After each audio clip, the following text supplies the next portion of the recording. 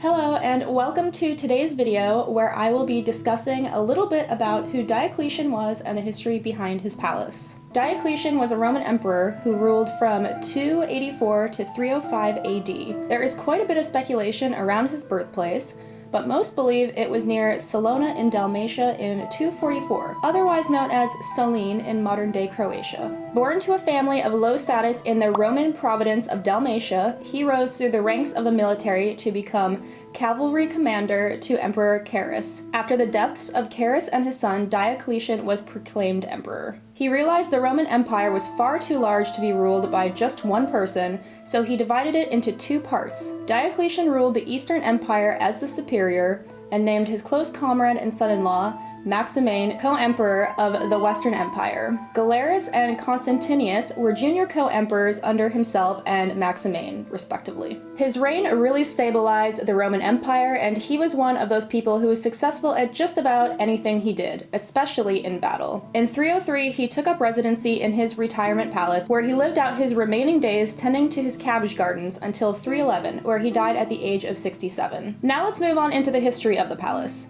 which, to be honest, was more of a fortress than a traditional palace. It is believed Diocletian commissioned Greek architects Zacotus and Philotas to design the palace, as their names were later found engraved there, but this is all speculation as no formal documentation was ever recovered. The palace began construction 10 years prior to Diocletian's retirement in 295 and was completed in 305. The palace was 6 football fields in size, now claiming around half the old town of current-day Split, Croatia, and was built 6 kilometers southwest from his birthplace in Salona. Remember, we're in the 4th century AD, and the sheer size and level of difficulty to perfect the structure should have taken at least 100 years to build. However, it was done in just 10. The reason this was possible was because the workforce consisted of 50,000 slaves. It was also built to mathematical perfection, meaning the angles and degrees had to be just so, which would have taken an engineering genius. To recreate this level of perfection today would be extremely difficult, even with the help of computers. Each individual stone was hand-cut perfectly to fit together as a sort of puzzle piece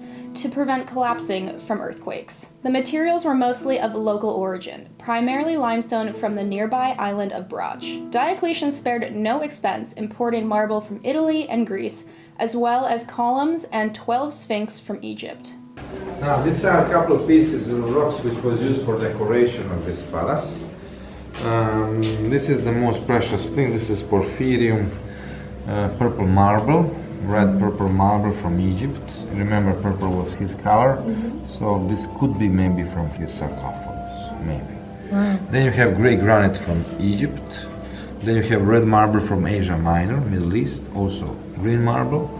Then you have gray marble from Greece. Then you have pure white marble from here, and then you have onyx from Egypt. Each wall of the palace had a gate at its center that is named after a metal: the elaborate northern golden gate, the southern bronze gate, the eastern silver gate, and the western iron gate. The unassuming bronze gate once opened straight from the water into the palace basements, enabling goods to be unloaded directly from ships and stored here. Within the palace walls, you would have found his living quarters, living accommodations for his servants and military garrison, a food and wine cellar, gardens, and the Temple of Jupiter. So, this was his residence.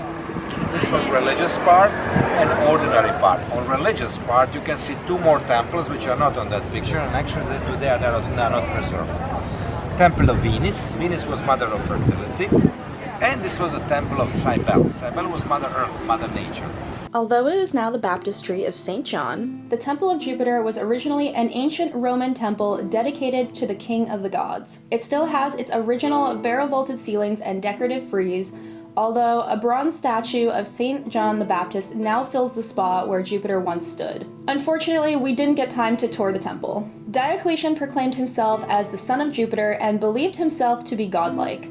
During his reign as emperor, he was on a crusade to eradicate Christianity, which was called the Great Persecution. This was the last and most severe persecution of Christians in the Roman Empire. If you were a Roman subject, you were compelled to sacrifice to the Roman gods or face imprisonment and execution. You also had to comply with traditional religious practices. During his 15-year reign as emperor, around 3,000 to 3,500 Christians were executed under the authority of imperial edicts. After Diocletian's death, the son of Constantius, Constantine the Great, succeeded him. This is also where Constantinople gets its name. Constantine the Great became the first Roman emperor to convert to Christianity and played an influential role in the proclamation of the Edict of Milan in 313, which declared tolerance for Christianity in the Roman Empire. Constantine the Great is remembered as one of the greatest Roman emperors to have ever lived. Diocletian is not even listed in the top 50. While Diocletian was probably the greatest emperor to have ever lived, based on his achievements in war and stabilization of the Roman Empire, he will not be remembered as such.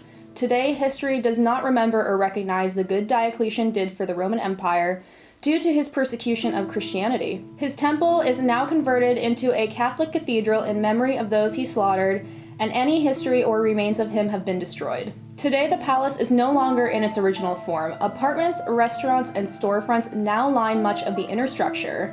There are around 220 buildings within the palace boundaries, and it is home to around 3,000 people. For fans of Game of Thrones, Daenerys Targaryen kept her dragons here, in what was the basement of the palace. I really hope you enjoyed this virtual tour. Please don't forget to like and subscribe on your way out.